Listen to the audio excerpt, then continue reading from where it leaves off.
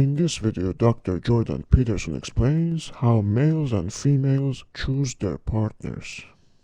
But in human beings, you see sexual dimorphism. Men are slightly bigger than women. And that's also generally characteristic of creatures that have a dominance hierarchy that's tilted towards masculine. And then the other factor seems to be that human beings have, their infants, our infants, have very, very, very, very, very long periods of dependence. And it's very difficult to maneuver your way doing anything, really, especially anything that has to do with competition and power, if you're taking care of, one infant, let alone three. And so it seems to me that those are all valid reasons why the primary power structures among human beings have typically been male and why they're represented as masculine. Now, there are other reasons too, because this is a multifaceted phenomenon. I mean, one of the things that's very interesting about human females is that they're selective maters. Now, chimp females are not selective maters, and what that means is that the dominant males still have most of the offspring, but the reason for that, apparently, is because they chase the subordinate males away from sexually receptive females. Although the sexually receptive females will sneak off behind a rock somewhere and mate with a subordinate male. But as long as the dominant male is around, the probability of that is quite low, so that the female chimps aren't sexually selective. Whereas human females have concealed ovulation so that no one knows when they're at their most fertile, and they're selective maters. And women in every society virtually that's ever been studied have a typical pattern of behavior, which is that if you look at the female dominance hierarchy and you look at the male dominance hierarchy, the females will mate across and up dominance hierarchies, and the males will mate across and down, which works fine for both genders because their interests align. But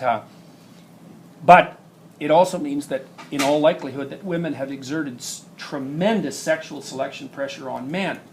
And that might be part of the reason, of the many reasons that we actually, the theory is that the common ancestor between chimps and humans was a lot more like a modern chimp, than like a modern human.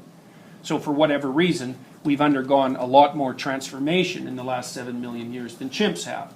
And one possible reason for that, and I think it's a highly probable reason, is that sexual selection operated a lot more viciously, so to speak, among humans. It's operated to the point where you have twice as many female ancestors as male. And you might think, well, that can't be possible, but here's how it's possible. It's like only every second man had a child.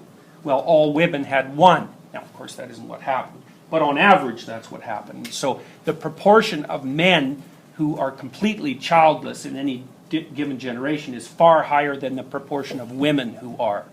So you see an element of expendability in males, and that's typical across the biological community because you don't need as many males as you need females in order to keep the population moving forward. And one of the things that happens as a consequence of that, at least in principle, is that males are more behaviorally variable and variable across a lot of dimensions than females are, and that's a plus because they're more variable on the upside, but it's also a negative because they're more prevalent on the downside. So now there's substantial argument about that in relationship to people, what the actual implications are of that for human beings. One potential implication is that although women and men have equivalent IQs, the standard deviation is slightly different, which means that there are more males who are intellectually impaired, but there are also more males who are 4 and 5 standard deviations above the population mean. You don't need much of a difference in standard deviation in order to produce radical differences at the extreme. So, for example, I'll give you an example.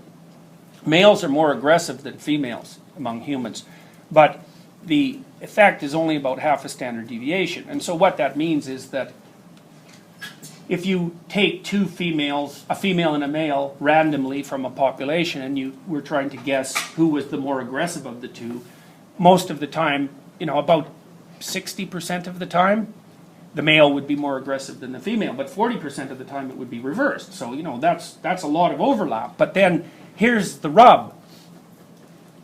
So let's say, just for example, that among the population of men and women combined, only the most aggressive person out of 100 ends up in jail. Those are all men. Because that tilt towards aggression is enough so that if you go way out on the distribution, the only people who are that extreme are men, even though the population difference isn't that great.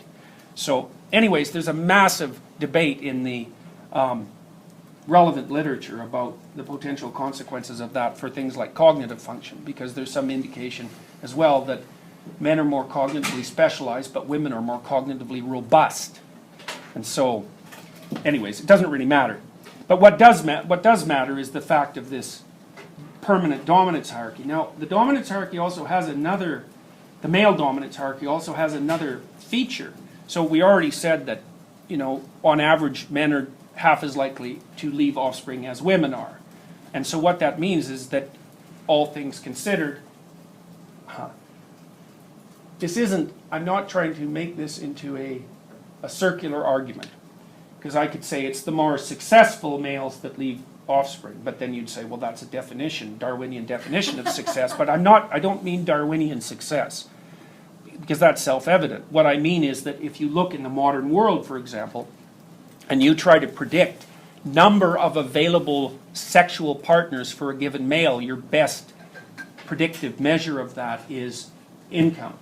And the best predictive measure of that is intelligence and conscientiousness.